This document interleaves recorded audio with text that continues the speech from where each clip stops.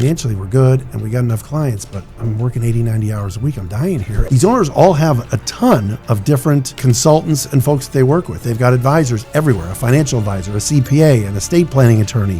When do any of them ever sit in a room together and talk about Dillon England? When does that happen? It doesn't, ever. I think it's a needed thing that a lot of business owners don't think about until you bring it up. There's a fragmentation problem that's out there. Yeah. And the owners don't know it. They just think this is how it's supposed to be.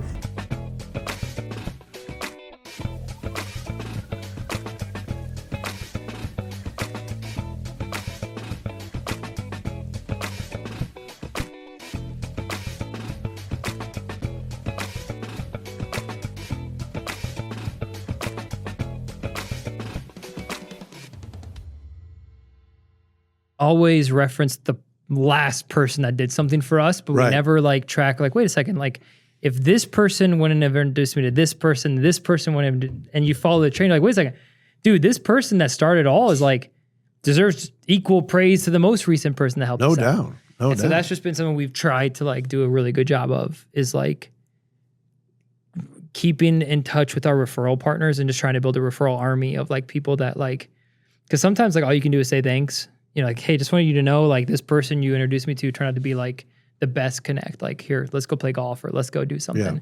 Yeah. But when you don't track it, then you just.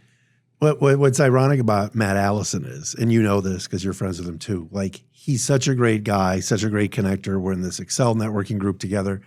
And for years, I didn't know what he did. Because it was like, oh, tell me about what your business is. And it's like, oh, Dillon England, he's a podcaster and he has a podcast company. Or, oh, Matt Dery works with business owners on succession or finance or whatever, alignment now. And with Matt Allison, it was always like, I have no idea.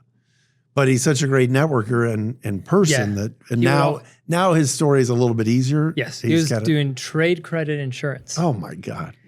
Yeah. Very difficult to. But he was always so worried about connecting other people that you always just knew that he was a great dude. But now he just does very more basic commercial insurance. So it's way simpler. Yeah. Yeah. I remember the first time I met Matt, he's trying to explain what he does. And I'm like, forget it. I'm not going to lie, bro. Just tell me who you want to meet, but he's great. Shout out Matt. That's what we met. Yes, and it was. then we hit it off and we have shared love in Detroit sports. Oh yeah. We have a shared love in business and networking and connecting. And so we just became just good partners and it just made sense to get you on the show. Glad to be here. You know, I was watching very early on. You and I had some deep political conversations when I saw. We did. When you're like, hey, check out my podcast on YouTube. I'm like, oh, and I looked at it, I'm like, wow, great backdrops. Quality editing, the mics. I'm like, this is what we need to be doing as we were rolling out Freedom First Pathway. And then I'm scrolling some of your guests and I'm like, oh, Dillon's doing some deep hits here. And we got into some good discussions. That's what became good friends. I know. Honestly, I think arguably it's funny. Talking and discussing and debating politics probably made us better friends than your average business person. What do they always say? You shouldn't talk politics and religion, but you and I have that's how we an honest rapport. And then the Pistons stuff, obviously my background, I worked for them for 12 years and you watch every game. I mean, I get it's a problem. I've got a group of friends that all are like you that watch every game. I mean, literally Anthony Rosenblum, BDO, shout out to Anthony, you, my boy Jake Bonderick and his wife Dawn. I mean, they are diehards and just, so, a random February Tuesday night, did you see that call? I'm like, no, I didn't see that. They're in Houston and it's an 8:30 start and I'm getting, how could Zach Zarba call that? I'm like, watching. Sorry. I mean, 82 is a big commitment. That's a commitment. Yeah. Even the preseason games you were texting me. Oh, yeah. And all the playoffs. I don't know what it is, man. Like even, I got hooked. So, I was born in 94. Yeah. And then I got hooked in the 04. So I was like 10 years old, right? When the 04-05, Chauncey Billups. And that was like the first, formative years when you're tracking sports. When you turn about 10 years old, that's when you start recalling like a lot of sports information. So that's when I got hooked into basketball. Yeah. And dude, since then, I followed the Rodney Stuckey Pistons, the Charlie Villanueva Pistons, the Josh Smith, Greg Monroe Pistons. Yeah. Like, I don't know why, for whatever reason, they've just been my team of choice, where a lot of people like Tigers or Red Wings or Lions. for whatever reasons, man, I just, even the season when we won like one game, you know what I mean? Like I watched the losing streak with Killian Hayes. Oh, yeah. Dude, I was the biggest Killian. That poor Were we kid. friends when we talked about Killian? Dude, I was the biggest Killian Hayes. Oh, I loved Killian. Really? Here's my thing. He didn't do much here, unfortunately. No, but Monty Williams didn't help. Talk about a guy that just wanted just to destroy Detroit sports. You mentioned Stuck. So Rodney and I had a pretty good relationship. Okay, yeah. And was doing pre-half and post-game for the Pistons on the radio. It was toward the end of my run there, but when Rodney was there. And Rodney had a decent run here. He did. But I remember we went to a concert up at Pine Knob, DT, whatever it was called at the time, and it was a Palace employees or Pistons employees only kind of private show. Trying to remember who the artist was, and Stucky I just happened to be back in the back. I saw Mahorn and a bunch of other people, and when I saw Rodney for a second. It was like a quick wave, and that was it. My wife was with me. Fast forward to the next game, because it was toward. I think it was maybe it was even the next season, and he came over to me and it was pregame, and he goes, "Hey, who's that you were with at that concert I saw you at?" I'm like, "That's my wife. Enough." You know. He's like, "No, man. I'm just saying. You know." He was complimentary. That's good. But Rodney was a character. So you love Stucky, huh? Well, no, I mean, I was just that group of guys. I just watched, dude. I watched that whole thing, man. I mean, like I was a fan when we had Greg Monroe, Andre Drummond, and Josh Smith all in the starting lineup. Three guys that can't shoot. You know, just shocked that didn't work out better for us. I think Josh Smith was kind of signaled the end of the Joe Dumars run here, which is very sad. And Joe, unfortunately, really hasn't come back. There's a lot of bitterness there, and which sucks because, I mean, great player, first maybe stint, one of the greatest, if not the greatest Piston of all time. But when you argue, and look, Isaiah's up there and all these guys, but Joe Deeb was on the team that won back-to-back and then built the going to work team that won the next championship. I mean, it's like you never know what to do with those people because it's like legend, and then you just have like a bad ending. But it's like it doesn't. Sometimes I think we then just because you have a bad ending, we'll try to forget about all of the legendary stuff you accomplished. You can't do that either. No, because all the legendary stuff still did happen, and it's just a couple bad trades. Really, it was the Ben Gordon kind of that side, like all that kind of just really. That was a rough summer. That was the Ben Gordon Charlie V fiasco, and you know that was. I got stories off camera. I'll have to tell you about really those, about those not to go back in history, and we'll talk more about your journey. Really, the death to the whole thing was when he traded Billups for AI. Yeah, that was a weird time. That was like the first domino that fell. Was like the team was together, everything was clicking, and all of a sudden it was like, and Billups is gone, and Allen Iverson's here. We're like, I know what just happened. And after that, it was just decision after decision. Definitely a weird time. But hey, we got the championship. We beat Kobe. We beat Shaq. Yeah, they did. And now we're back. A 5-game sweep, as it's known.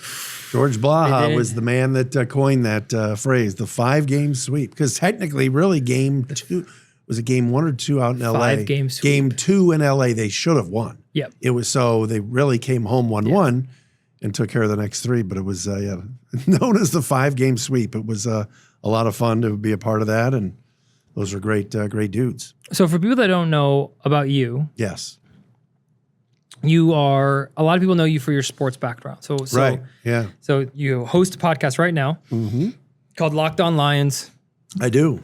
10 years, man. Killer, 10 years. Yeah. Killer show. Thank you. A lot of people, like, everyone's like, oh, Matt Dery, I do. Yeah, it's Lions podcast. So, like, you're known in Detroit, and then you had a stint in 97.1, right? Yeah. You had a stint, and you've had a bunch of different stuff you've done in your sports journey. Now you're working with a company called Freedom First Pathway, or FFP. Yep. Leading their business development team and guy, and just you're a master networker. Yeah, I'm around, man. It was a great run in radio. I moved here in August of '96, so it'll be 30 years. Never thought in a million years a kid from the suburbs, north and east suburbs of Cleveland, would be in Detroit for this long. But obviously, I met my wife here. My kids were born here, and been here ever since. But I didn't think I'd be here for 30 years. But we're marking that in August here, but started at WDFN, like you said, 97.1. The failed Detroit Sports 105.1, all the work I did with the Pistons. And the Lions show, Locked On Lions, has been really good. It's been a lot of fun. I'm doing, every day, basically, at the end of the day. My wife kind of knows I'm not going to be we're going to do a rare happy hour during the week because I'm pretty much done at 6, getting the pod kind of started 4:35 and banged out daily to talk Lions football. But it's been a lot of fun, and the network's grown immensely.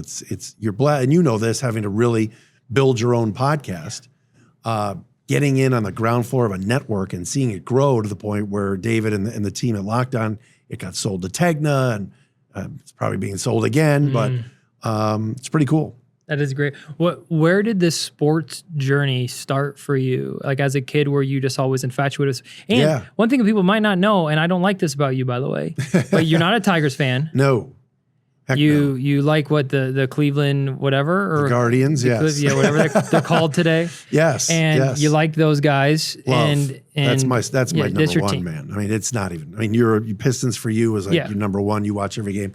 I pretty much watch. I mean, there's 162 Guardians games. I'm close, and it's even last night. It was we're recording now, but we played the White Sox 7:40.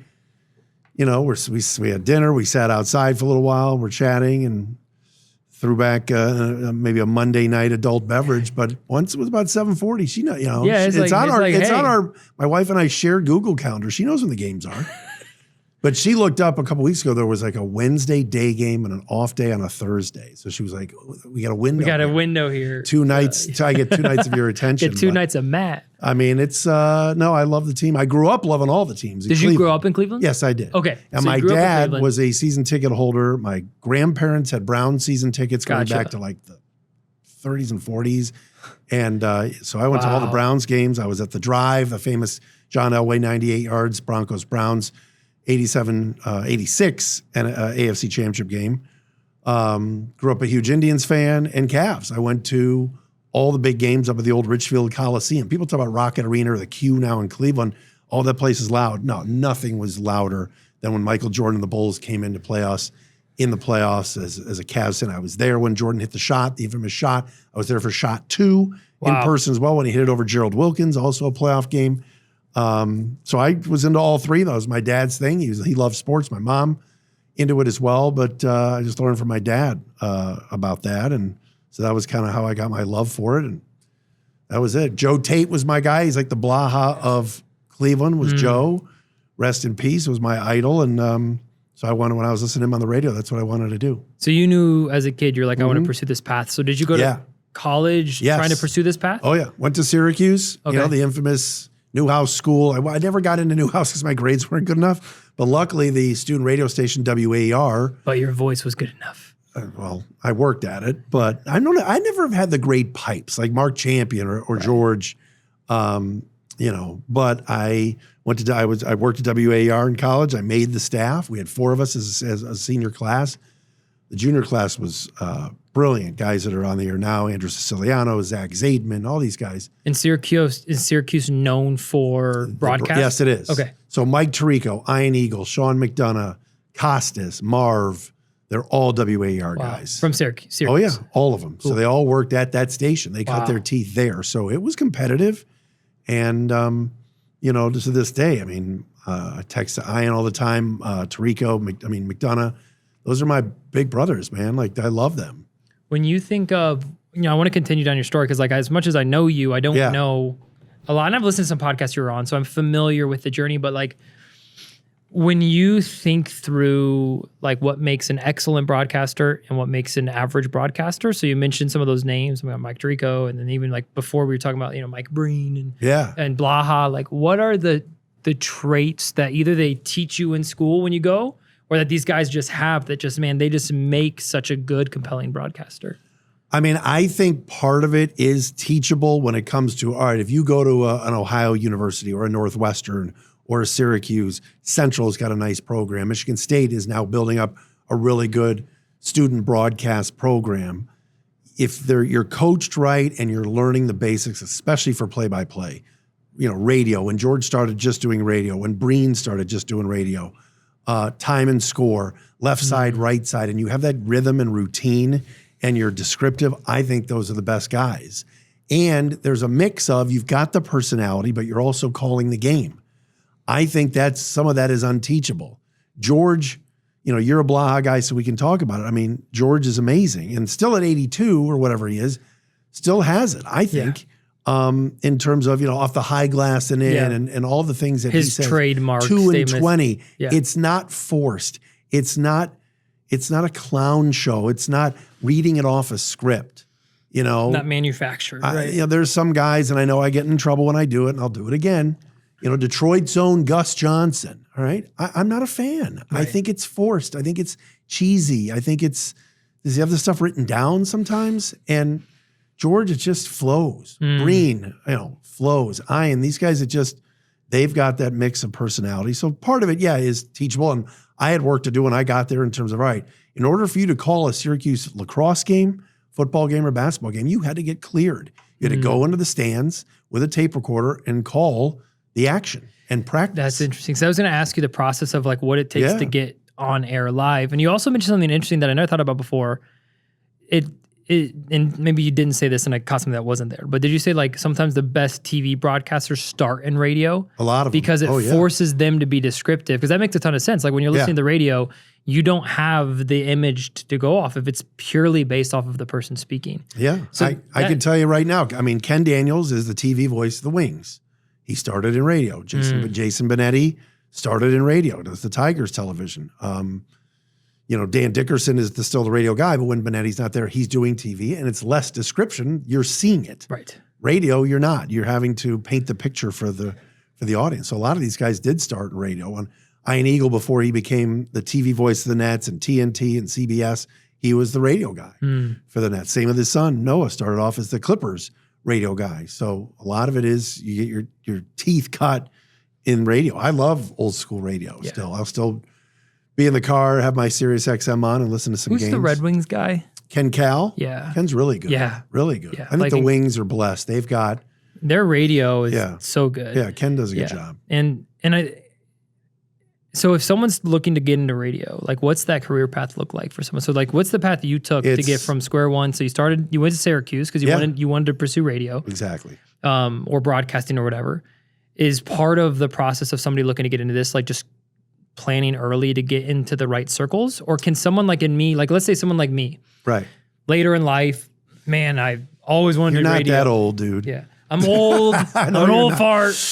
What's the general, It's different now. I went back to WAER in the fall last year to help induct Andrew Siciliano into our Hall of Fame. It was Andrew Sagar Magani, who's an AP News guy, who was also in the junior class with me. He graduated in 96. And Greg Papa, the longtime voice of the San Francisco Giants, Golden State Warriors, Oakland A's. He was in the Moneyball movie. Papa is a little bit older than us, but he got into the Hall as well. So you go back and you meet all the guys that are there now and girls. And some are, hey, Matt, can I send you my tape? I just want to do talk. They just want to be on WFAN or 97.1 here in Detroit or the Fan in Cleveland. They want to be hosts. Yeah. And back then in the 90s. Like a Colin Cowherd kind of show. Exactly. Dan Patrick, whatever. Mike and the Mad Dog, Valeni here. But the guys now, they can do their we didn't have podcasts in the 90s. We didn't have a talk show at WAR. We just did the games and we did sportscasts and we were done. And we all had opinions, but we did the talk show basically off air in our meetings. We're just messing around. So now the path is different for these kids. And so I specifically, and any of those young men or women that I talked to, I'm like, what do you want to do? Well, I want to be a talk host. All right, let me hear your talk stuff. And they would send me these 30-minute, I'm not listening for 30 minutes. Give me your best stuff right off the bat and make it opinionated and have energy and don't be reading from a script. Hi, there was a kid at Syracuse, Jish Sokolsky is his name, and he sent me his stuff. And he's really good. These kids are better now than we were. I'm telling you they were. But some of it sounded a little bit script, like, welcome to the show. No, just go and flow. Thing. But the guys that want to do play-by-play, I always tell them about description and time and score and all that. A lot of them do, but there are more opportunities now in terms of, all right, let's say there's a NAIA school, really small school that does internet broadcasts. Start there and do their football, basketball, do their women's sports. Now we're broadcasting everything, which is cool. So it gives these kids more of an opportunity. The problem is there's the jobs at the sports radio stations now, there's not as many as there used to be, and used to have sports updates on every station. Now stations don't do that. It's hard. It's hard for these young kids to get started. Do you think radio a dying business right now across the board? I think sports radio is not dying because people still want to get in their car and hear what's going on with their teams. I think that's still healthy. But as far as music radio and just terrestrial radio, I mean, here in Detroit, shout out to some friends of mine. I mean, Mojo's still doing his thing. Chuck the Freak is my boy. Dave and Chuck are doing their thing. Mason is still on in the mornings. So there's still my friends Mike and Meg at AM 800 in Windsor. Yeah. They're awesome. But there's not a lot of local. If you wanted to be a DJ, that's difficult. You're going to probably be on 4 or 5 different stations. You're going to be voice tracking in Kansas City, and your name's going to be Guy Smith. But then in Detroit, you are whomever. So it's different. It's definitely a different business. World. It is different world. Yeah. What? So we're talking to off air a little bit. I think it's just a really interesting conversation. You said one of the things that you've learned over the course of your career is when you started in radio, because radio seems very much like a me game, right? Like you need to be your personality, but then you're talking about there's also a team element to that early on you weren't a great team player, and that's something that you've learned over the course of time how to be a better team player. Talk to me about like that journey. Yeah, I've learned over the last 7 years at Financial Architects. Certainly we spun off, we created an exit planning and succession planning company called Q5 Experience, and now everything's under one umbrella, and we'll talk about Freedom First Pathway. But what I've learned is in business, and really too, when I taught for 3 years at U of D Jesuit High School before I started at Financial Architects, I did see that for a good chunk of my radio career in Detroit, that I was a lousy teammate. I really was. And I was immature. I had a very rough patch for a while personally, going through a divorce in 2006. Before that, in the 04, 05 years were not great. And so I didn't lash out, but I just wasn't a good teammate. I wasn't reliable. I think I showed up. I think I was good on the air.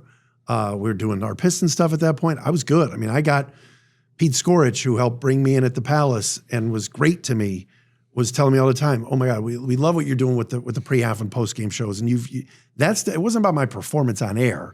It was I a good teammate or not? And you bring up a great point, Dillon. Like, for on the air, you're right. We're kind of all, we want to make the station good. And when I was at WDFN, we had a lot of camaraderie. We had a really good team. Stoney Wojo were legends. Jamie Samuelson was amazing. Like, there were some great people that I worked with. Our head engineer, Albert Dale, is still to this day, one of my best friends. I was good with most of them, but there was a lot of stuff, whether it was message boards and all this stuff. And I got involved with that. And I burned some bridges and I made some mistakes. And it was like, I vowed when I started teaching at UAD High, and I grew up a lot. I got remarried. My kids are older now. And I think I was a better teammate when I got later in my years. But yeah, it was kind of a moment for me in life that I just kind of realized, man, I screwed up some relationships and I don't want to do that again. And now I feel like I'm so healthy when it comes to my work relationships, strategic partners, COIs, all this stuff. I love it. I love people. I love connecting people. And I learned a lot from kind of some immaturity when I was younger. If you were going to give advice to someone getting into broadcasting for the first time and they're currently not that team player, like what would be advice to people? Like, what were you going through causing you not to be a team player? Like, what were those thoughts in your head that you're like, I just was thinking this way, and when I flipped my thinking, that's when it made more sense for me. Like, what's some advice you could give for people that are not team players right now? I would be very careful. And now it's even, thank God we didn't have the cell phones and everything back in the early days. Cause I would just be so careful putting anything in writing. And you send a text to a teammate of yours at a radio station, ripping on the program director. How could he put this guy on the air? I'm better than, this stuff gets, screenshotted. It's amazing what goes on the internet now to where, and that's why I have an immense amount of respect for a guy like Mike Valeni. I mean, Mike's a good friend. Mike's been at it now on the ticket for like 20 years. I think he's the best there is in terms of a local sports talk host. And I'm not just saying that because I worked with him. And I worked with good ones. Like I said, Stoney and Wojo were legendary. I worked with them. Mike and Terry, I worked with them. But like Valeni stays so off the radar. You know where he is from 2 to 6. He's on his show. He's not on Twitter. He's not on Instagram. He just is a hermit. He literally does his thing. And it works for him. And it works that I don't think anybody can go back and go, Mike threw somebody under the bus. Did we have our moments, he and I, and we're ripping other? Absolutely. Yeah. And he still does. He's an opinionated guy, and there's things that he and I privately talk about. But I would tell anybody coming up, you better be very careful what you put out there. You're on Twitter or X or whatever they call it now, and you put out a tweet, let's say, ripping a player, and then, 2 years later, you're covering that front guy. of that player. Or you just got to be very careful about personal attacks. I remember Pete Scourge, Tom Wilson, the whole crew at the Palace, when we started first year of the Rick Carlisle era, the 02-03 team, the 01-02 team. When we started, Pete said, look, do long form shows, do whatever you want, just no personal attacks. You know, we had an issue years earlier when Rob Parker, and I love Rob was on DFN with me, and Rob made a comment about Mr. Davidson and kind of that he was older and walking with a hunchback. And it was like, you can't say that. We're in negotiations with them to get the rights on WDFN to have the Piston broadcast, and you're making fun of the owner because he's old and he walks funny. Like, what are you doing? Like, I remember, it didn't ruin it, but I remember that story. Poor Rob, I'm outing Rob here, but he did do it. Well, that's had to be so hard though, because like you're trying to be opinionated, you're trying to give your honest take, you're trying to also get clicks, and I feel like that's just a really tough. It is tough dichotomy to find that balance as a sports broadcaster. If you want to be a talk show host, there's not many guys left now that are doing play-by-play and talk, because you're right, these teams don't want anything to do with that. Right. The Illich teams, and I'm not saying anything that's out of school here. The Illich teams are so sensitive. They are. And so if you watch, sorry to say it, or listen to Tiger broadcasts, you're rarely going to hear any negative at all. At all. And I think a lot of teams have that now, where it's like they want their broadcasters in-house, not necessarily to shill, but sometimes you need to tell it like it is. Yeah. I used to, we for years made fun of Jim Price, who passed away. And Jim did the games with Dan Dickerson. But there were games where Jim would be like, you know what, our guys are playing sloppy baseball right now, not hitting the cutoff man, and that's unacceptable. And you went, that's awesome. Yeah. So, but it is hard to be a talk show host and be the play-by-play guy. There was a guy, Grant Napier, who did the Sacramento Kings for years, and at an afternoon show, that was hard, because if he's ripping on a player, then you're right, has to call his game later that night, and the player's staring him down. He knows who he is. This stuff always gets back to people. Yeah. It's the interpersonal stuff that I think the average fan doesn't think about. Right. Like, you think about, the athletes are pros, they're used to criticism, but then you guys just show up at the same banquet together, and you just spent the last month ripping on a player, and next thing you know, you're in the same room, and like that stuff happens. It's hard. It's a delicate balance now, and because everything is on the internet and everybody's seeing everything, and you got to be careful now with AI and everything else. Like, did that person really say that? It was on Facebook the other day, and that's the whole thing of Cristiano Ronaldo today. Like, it was an AI image, and there's a guy on the team, Bruno, whatever, who's like on Portugal, like the young star now. And Messi, if you follow the World Cup at all, World Cup is happening right now. Yeah. Messi has scored 3 goals already. 5 goals, because he had a hat-trick, then 2. Yeah, 5 goals already in the World Cup. Okay. And so the debate's always been Messi versus Ronaldo, right? Sure, yeah. And so Messi last night or 2 days ago just set the record for most goals ever by one player in like all of the World Cup. So he's like 18 now. So he and like Cristiano's at like 14 or 15 all time.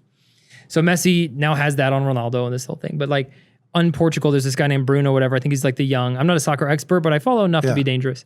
You're breaking it down. He's young enough. He's like the young star, and he's not passing to Cristiano Ronaldo. Oh, okay. He's just not. And so they're on the same team. Yeah, they're on the same team. Okay. And there's multiple times when CR7 was like wide open. Yeah. And he's because he's a young kid. Ronaldo's like 41, so he's old now. But he's still in great shape or whatever. But like, I saw an AI video of Ronaldo pinning Bruno up against the locker and saying, pass the ball to me, pass the ball. Okay. But it was like taken from a selfie from a dude that looked like he was on the team, being like, look what's happening behind me in the locker room. Yeah. And for a second, like a second, I was like, well, first of all, I was like, that's what Bruno gets. But secondly, I was just like, oh, this is fake. I know. It's a crazy world. I'm looking into the camera to say, this guy says he doesn't know anything about soccer, and then he says CR7. I don't want to, come on. Yeah, that's impressive. Yeah, I'm a sports guy. I know. In a different world. I'm trying to get into this World Cup. I love it. I'm trying. It's the only I don't watch soccer / football. It's soccer, we're an American. Football, I know. Whatever. So like I don't watch it normally. Like Tom loves soccer. Yeah. And he actually studied French, so he loves France, like stuff, all their players in the league and all that stuff. I can see that with Yeah, Thomas. he spoke French, speaks French, just loves it. He does? Yeah. Oh my God, our man Tom Poole. Did like 4 years of French or whatever. Okay. Yeah. So that's now, have you and your wife sat down and watched Welcome to Wrexham? No. The series? No. It's phenomenal. Then we watched Ted Lasso. Ted Lasso is the greatest. Great. I mean, it's just probably one of the best shows coming back ever in made. August. I'm literally, my wife and Oh, I they're are making another one? Yeah, it's coming back. I've seen that. So I binged the first 2 seasons. On Lasso? Yeah. So you're still not, I haven't seen season 3. What are you waiting for? Can I be honest with you? It's so good. I hated the Nate storyline. Nate the Great. It's just so dumb. Nate the Great. It's like this guy has a grudge for nothing. Like there's no reason. You need to watch season 3. I know. It's just. But Welcome to Wrexham is really about this Wrexham football club team. Ryan Reynolds and the guy from Philly, whatever his name is. And you got to check it out. It's Watch phenomenal. Yeah. You and your wife will like it. It's not all soccer. Actually, funny enough, my TikTok clips is all Ted Lasso right now. I think it's probably because it's World Cup. It's the best. It's the best. What a show. Well, yeah, all time. What a show. Great shows. Yes. But anyway, World Cup happens, once every 4 years. I love it. I love the nationality. I love how every person is like representing their country. They all go home. You have songs, countries they're all uniting. chanting. Everyone. It's I just think it is cool. And you have like fans of other countries, but in the same stadium, getting along and cheering, but over the love of a game. Like I think that's why I think sports is such a uniting thing. Because it doesn't matter your political views, it doesn't matter your faith views. Like you can all come alongside and cheer, and it's just a beautiful thing. And we need unification it's right great. now. It's great. And we're not getting into that. I know what you're doing. I was waiting for that. And that is so good. And but World Cup, I love it. Where do we get into this? Oh yeah, as I said, AI. I got the whole thing. World Cup's kids, great. The advice I would give is just be careful online. That's the biggest thing. And you may be the greatest. And you may think you have a career path, but it doesn't mean exactly that's like, you might be like, oh, I don't want to do, but like, I don't want to do like player interviews. Yeah. And so I can say whatever I want, but like career paths shift and there might be an opportunity where you do, and you're like, oh, I wish I wouldn't have just. And the other thing too, and I think this also speaks to what we're doing now professionally, you with 313 Media and me with FFP, is you've got to know people. Yeah. I listened to a couple of kids' tapes or whatever, the MP3s, and these kids are good. Yeah. And I'm like, all right, here's my advice. Here's some stuff to work on.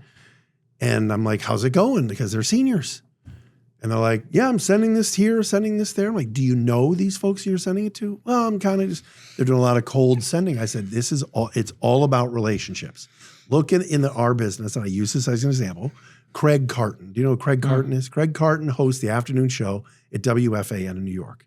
Craig Carton was in jail 3 years ago for tax fraud, for gambling, for stealing stuff. He's back. Why is Craig Carton back? Yeah, he's got a lot of talent. He's good on the air. He's opinionated. He's at FAN, one of the best sports stations ever. But he has a great relationship with the operations manager, and people know, like, and trust him. Yep. So your tape might be the best. You've got to get every job I've gotten. I've gotten help with getting that gig due to who I knew. Dave Pash, WAR guy, Syracuse guy, was at WDFN in '96. I lost my job in Cleveland when the station went under, my first radio job. I called Dave. I'm like, what's up at DFN? What do you guys have? He goes, actually, we got a reporter, an update guy role. You got to get up here. And he told the PD, and I was up here. And next thing you know, they're like, when can you start? So if I didn't know Dave, I don't know if I would have been able to even be sitting across from you right now. I mean, it also just shows the importance of not unnecessarily burning bridges. Right. Right? Because like per our conversation earlier, like I was young and mature. I was just, it's like, well, listen, like just because you might not like somebody today or just because you might, doesn't necessarily mean you just need to completely just shove them aside, because when you know the right people, when you do good, generally good things come back around. And that's like when we did the event last week, that was the whole premise, was like, listen, you meet the right people and you get the right people in your circle. That's all you need. Like that's really all you need. Yeah. And so for these young kids, other point, people that have made it are way more willing to help than you think they are. For sure. Like that's just in business or that's in just anything. Like if you want to get in radio, I almost guarantee you there are people that have killed in radio that are just looking for a young person to mentor. Yes, for sure. And I think that also these stations now and these companies are looking to get younger and cheaper. Yeah. So there are opportunities out there. But you gotta. Sometimes you just gotta ask. Exactly, and you sometimes you got to show up. I mean, my son's 25, and I've told him numerous times you can apply for every job online, teamwork online. He's trying to get into sports and do some things, but it is who you know. And pick up the phone. And again, because of COVID and because these kids are a little bit behind right now, especially that generation, they don't know what to say. Hey, why don't you?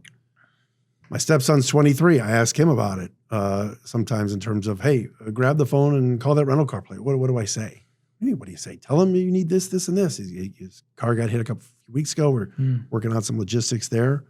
My daughter, same thing. She's a sophomore in college. She was needed to talk to a professor. She called me. She's like, Dad, I need to know, what do I say? I'm like, you know what you used to say. You're 21. You know what to do.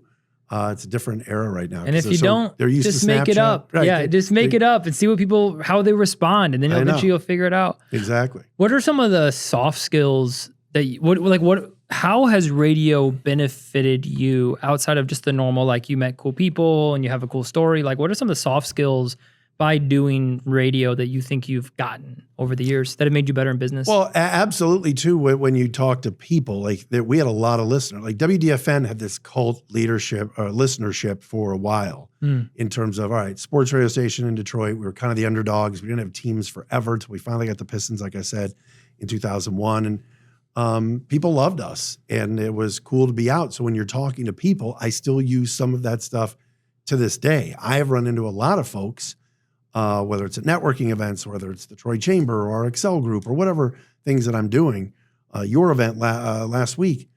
And we talked a lot and I had folks coming over like, where have you been? Or you saw on the radio, or wait a minute, Matt Dery's, what are you doing? Succession planning.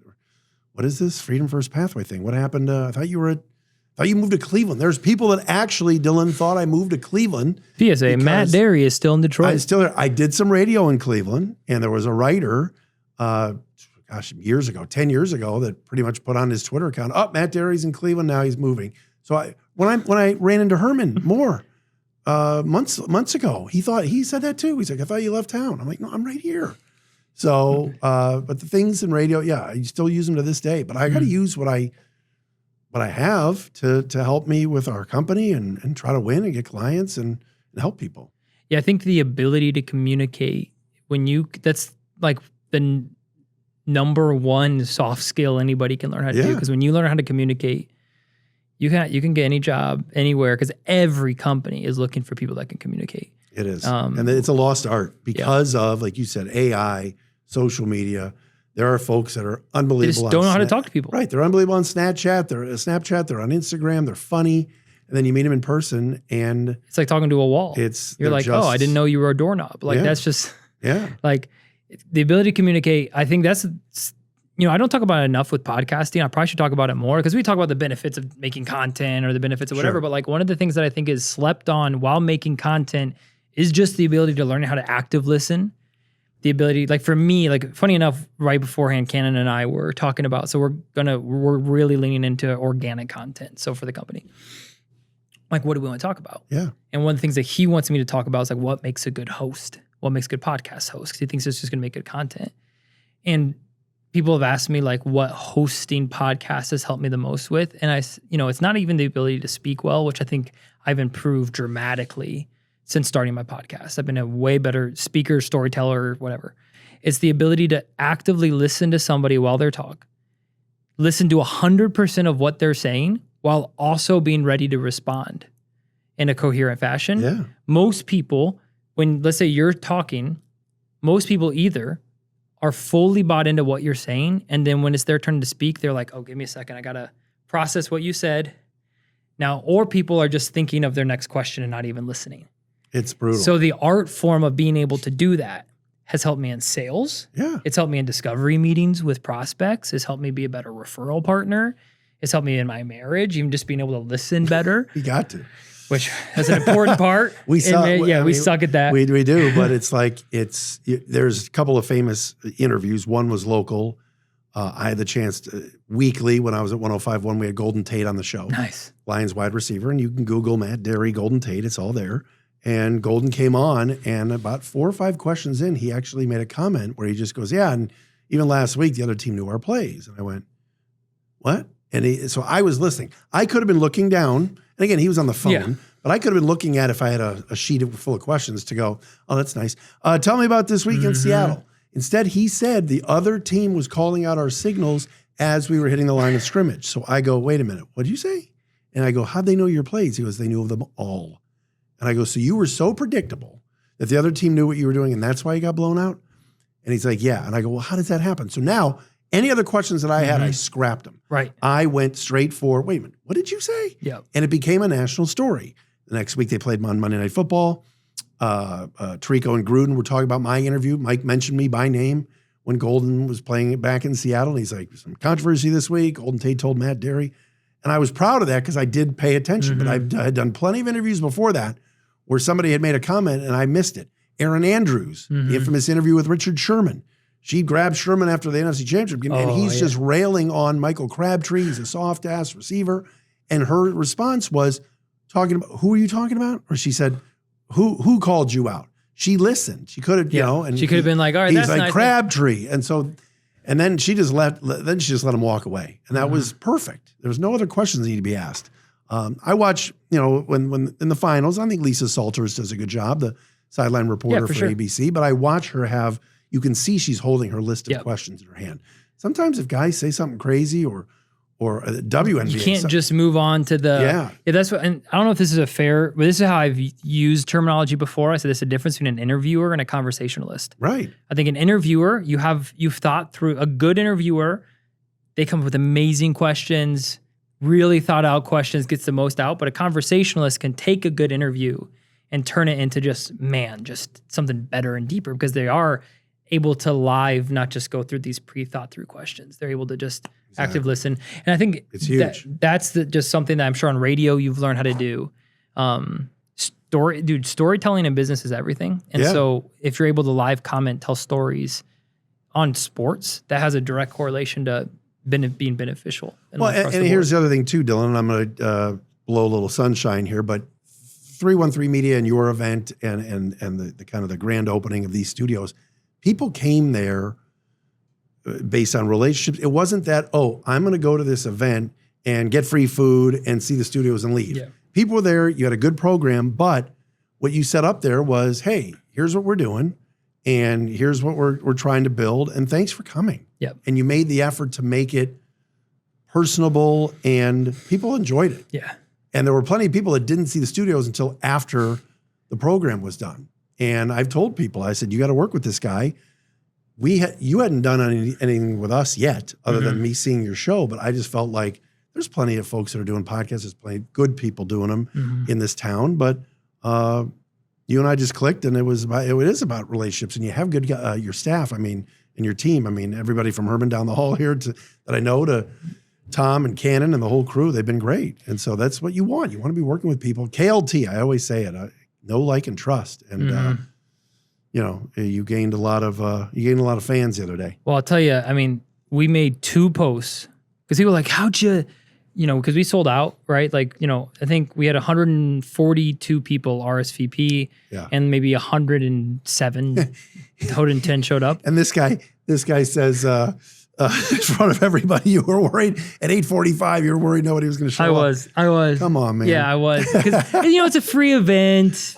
People have other things that go on. My irrational fear is that like 20 people are going to show up. No. And then I got the email that Mike wasn't able to come last minute because I'm like Mike Morris. I was like, that's going to be a killer. But then he did us a solid and gave us a solid shout out on his video he made for us. Cool. And Kate killed it. Yeah, she did. Kate did an amazing job. Try getting on her calendar. That's an impossibility. Oh yeah. Okay, so I can help you with that. But I just booked, but it's like July 20th. Yeah, she's very busy. Yeah, but just the reason why it sold out was people like you. It was relationally people helped us, and people that wanted to see us succeed. I didn't have to do this massive social media campaign to sell out because I just had to ask the right people to help me. And like people like you, and then Amy Wang, and like people that I shout out in my little welcome, fun. Whatever. It's like, that's how you move. That's how you create a movement, is through people believing in you. You can make 4,000 social media posts if you want. Yeah. But if you don't have anybody like in real life actually creating the engine that keeps things going, like like then you have just socials that are just like views and no one cares about. Like that's why for the event, it was like, man, like we have a support team that want us to do well. Yeah. And it's humbling and it's exciting. And so, no, I appreciate the kind words about the event. It's still like a little bit ethereal. Is that the word? Like just surreal. Yeah, I knew it was that. You guys do good work on top of the fact that you get that it is a personality and personable driven business where you want to be doing business with people that you like. Yeah. You know, I mean, I joined, oh God, it's almost been about 4 years or so when I joined the Troy Chamber. And obviously your studios are here in Troy, so they did a little ribbon cutting. And yeah, shout out Troy Chamber. The whole team was here, which was really great. But when I joined the chamber, when we were really kind of kicking off Q5 and working with business owners on their exit plans, we needed to join some groups. And there's a lot of great chambers out there, a lot. I mean, I do some stuff with the Southeast Chamber. I know the folks at Auburn Hills well. But Troy it hits. It's a great group of people.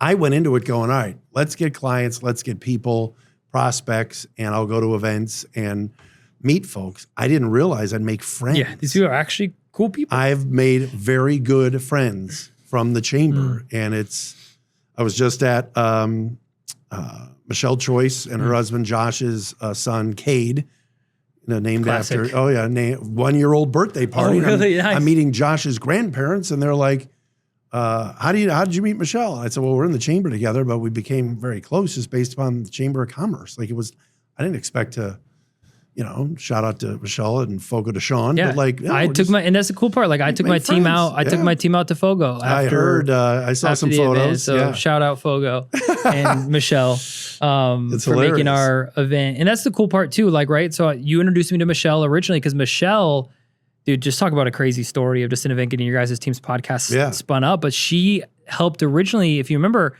test out some of the rooms before any of this was even built out yet. I know. You had Michelle come and we like tried out. I'm like, I need you because Fogo's close. Yeah. My other very good friend, Sarah Frazier's down the street at BAE Networks. I had her ready she was on my next call if Michelle couldn't do it, to come over and just test out the mics and do a mock show. And Michelle started rolling. She was like on the mic talking about it. I'm like, whoa, slow down. It was just great. A test. It was just to see how it goes. And obviously now with the Freedom First Pathway podcast, we're up and rolling, up and running, we're live. Oh my God! But shout out Fogo, and Michelle made sure we were taken care of too. So something happened where she had to go home to a sick kid, so she couldn't be there when we showed up. Okay. But then they came to like, oh hey, we have champagne and we have free desserts. Wow! So they rolled out the red carpet for us. I mean, I took a team over, so it was I paid a nice a nice thing, but we had the full Tarascan experience for the Dillon England team. I had 2 people fly from California to be here. So, one of them had to go to a different event, but like Wendy, shout out Automate, who I need to connect with you guys too. I think I connected her and Jacqueline, but there are just, staff and partner and they're the best. But, and your boy Trevor, he's the best, man. He was great. At first, when he first started his spiel at your event, I was like, this is interesting.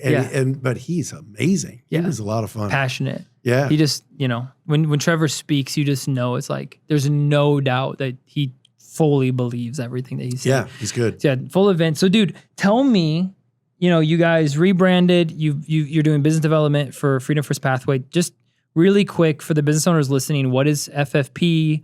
Yeah. What are you guys trying to do right now? What's your passion? Obviously, like you said, Financial Architect's been around for 40 years, Q5, 5 years. And now we've kind of taken everything, Empowering Futures, which is the husband and wife behavioral team, and we're putting everything under one umbrella. And Jacqueline Colts has come aboard, Colts Cologne Law out of Auburn Hills. Jacqueline is dynamic. Yeah, she's insane. Amazing. And in a good way. And did a great job at your event because you're like, hey, FFP sponsoring, let's get Jacqueline up here. And she just grabbed the mic and did a minute and a half, no uhs, no ums. Chris Cousins, the other co-owner of the company, came to me after and was like, how good was Jacqueline? I'm like, oh, she was great. But we want to work with business owners. So you think of the name and you go, Freedom First Pathway, what is that? Well, business owners are doing well. And they're going to do well even if they don't work with us. But a lot of times there's just this fragmentation. These owners all have a ton of different consultants and folks that they work with. They've got advisors everywhere, a financial advisor, a CPA, an estate planning attorney. Mm-hmm. When do any of them ever sit in a room together and talk about Dillon England? When does that happen? Doesn't. It doesn't, ever. What if a group, us, can bring your advisors into one place and align your life, wealth, and business all in one place so that they do all come together? Yeah, you create a holistic plan. We help do that. Yeah. So it's a matter of communication and coordinating and integrating all of your important decisions all in one place.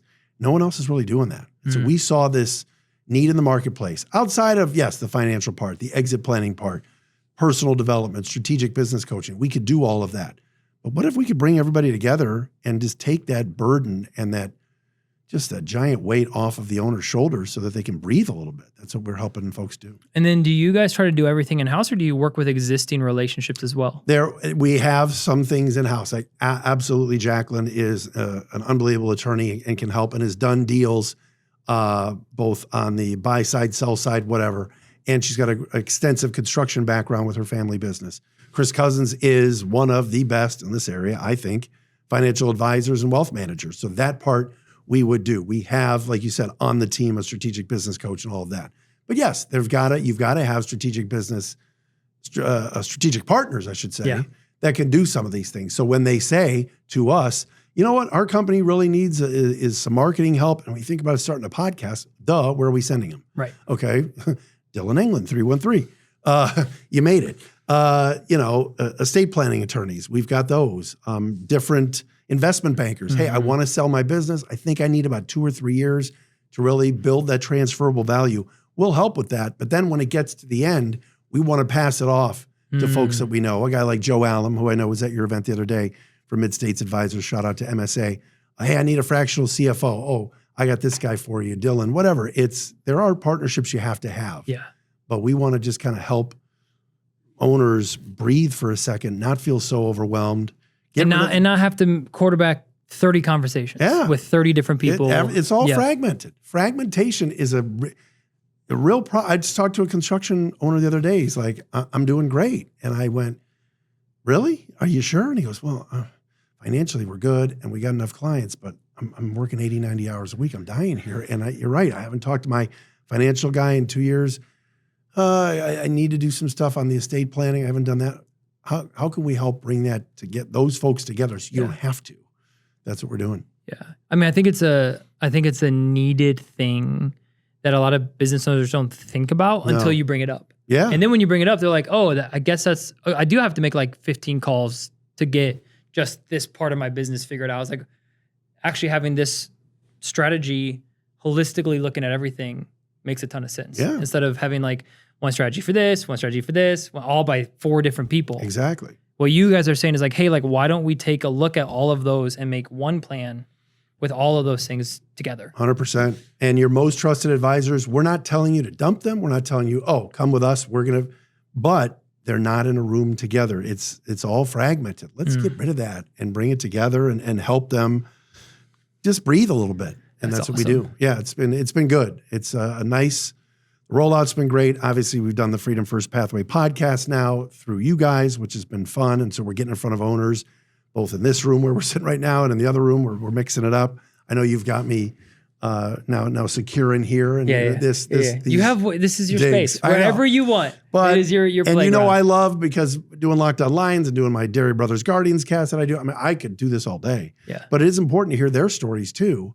And use the podcast, which I've learned a lot from you on, just, hey, who can we meet that might need us? Hey, I'm interviewing a guest. We get done and they go, hey, wait a minute. My neighbor they're doing great, but they need you on that whole FFP Yeah, like thing. listen, like more. Some people use golf, some people use the DAC, and like we just feel like a podcast is just a great way to just meet people. And we're not always just like, oh, we got to meet them to be a client. It's like, they're good people you should probably know. Mm-hmm. And it's like, what better way to get to know somebody just to interview them on their story, to ask them what makes them tick, and whatever happens from that happens from that. But like at the end of the day, like as we talk about this, kind of the theme of the event, the theme of this podcast is like, man, no matter what you want to do, meeting the right people moves the needle for everything. It does. It does. And what you guys are even doing with FFP is like, hey, like instead of having like 40 people that you need to meet, like let's just kind of do it all together. Yeah. Put under one roof. And that just makes it so much easier for the business owner. So the business owner can just rest easy knowing you guys have a handle.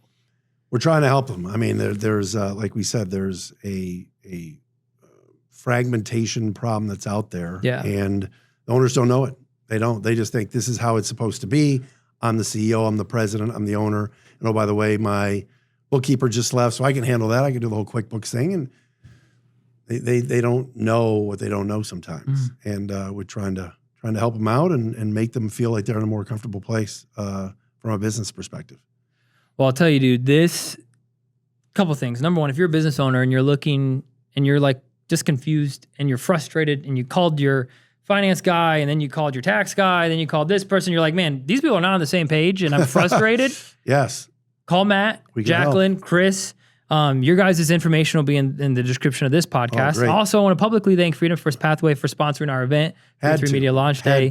Yeah. Without you guys, we couldn't have partnered with Bakehouse 46. We couldn't have had custom coffee cart with Gathered. We couldn't have done all the fun, well, I don't know about that, but bougie stuff. We had a good time. That you guys allowed us to make that happen. So we appreciate that a ton. Yeah, of course, man. Where can people find you guys? Where do you want people to like look? Like we're going to put links in the description, but where can people reach out to you?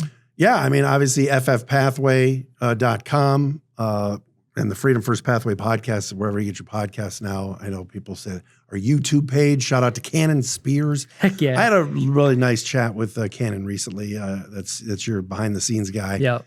And I'm like, let me ask you a question. I'm like, the name Cannon Spears, I need to know. Like, you know, he's just the best. And so the podcast is out, and like you said, all the links are there. And hit me up on LinkedIn. Yep. You know, I'm Mr. LinkedIn. I'm like addicted to LinkedIn. I love it. But I just think it's good to... It's just a great connection tool for business professionals. Connect with me on LinkedIn and let's chat. Well, brother, this has been fun. Yeah, buddy. I honestly didn't really know what we were going to chat about. And I feel like we chatted about... Those are the best shows sometimes, it's like right? The best, there's no papers or notes here. I didn't have a plan. We've both been going 1,000 miles a minute. And so it's just been nice to just learn more about your story. Thank you. You've been a blessing to us as a young company. So we thank you. Same, man. Yeah, thank you for your partnership. Dylan, you guys have been amazing to work with, and your show's great. And you know, keep up the great work, my friend. So I was watching you at Herman a few weeks ago. Oh yeah. And, yeah, that was a great one. Yeah, Herman Moore, he's what a character. Shout out. He's in the room right there. You guys can't even see him. 17 businesses, maybe. Probably more. Oh, in the past week.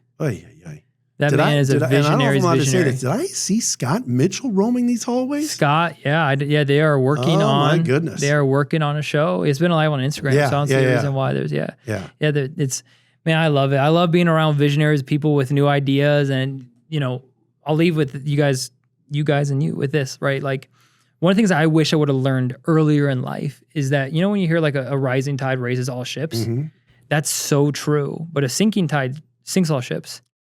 And when you are in the wrong room with the wrong people, they will sink you down to their level. But if you're in the right room with the right people, they'll raise you to the right level. So my encouragement to everybody listening is get in rooms with people smarter than you, better than you, more established than you. Because even if you have imposter syndrome and you feel uncomfortable, I'm telling you, man, they will raise you to their level. But if you're always the smartest person in the room and you always are the most put together in the room, you gotta be careful. A sinking tide will sink all tips. So just be careful in that situation. So it's just something I've been like really kind of been pondering. And I love it. You've been a blessing. Thanks, the FFP team has been a blessing. And guys, seriously, if you're a business owner and you are just feeling fragmented or you're not even sure and you just want to learn more about what Matt was talking about, please go to ffpathway.com. Follow Matt Dery, and Dery is spelled D-E-R-Y with one R, and the team over at FFP. They want to help you. They're amazing people, and I'd encourage you to do that. And thank you for listening to this episode of the Dillon England Show. As always, like, comment, subscribe, share it with a friend, and we'll see you guys on the next episode. Brother. All right, buddy. Thanks for coming on. I made it on the TDES. My buddy said TDs once, and I can never get that. I was like, no! That's not what I... Because I was going to make a shirt that said TDES right there. Yeah. And he's like, oh, a shirt that says TDs. That is great. So that we scrapped that. I guess that's we not scrapped good. that idea. Your wife would not have allowed you to walk around the house please wearing do that not. shirt. Catch you on the next one. Peace.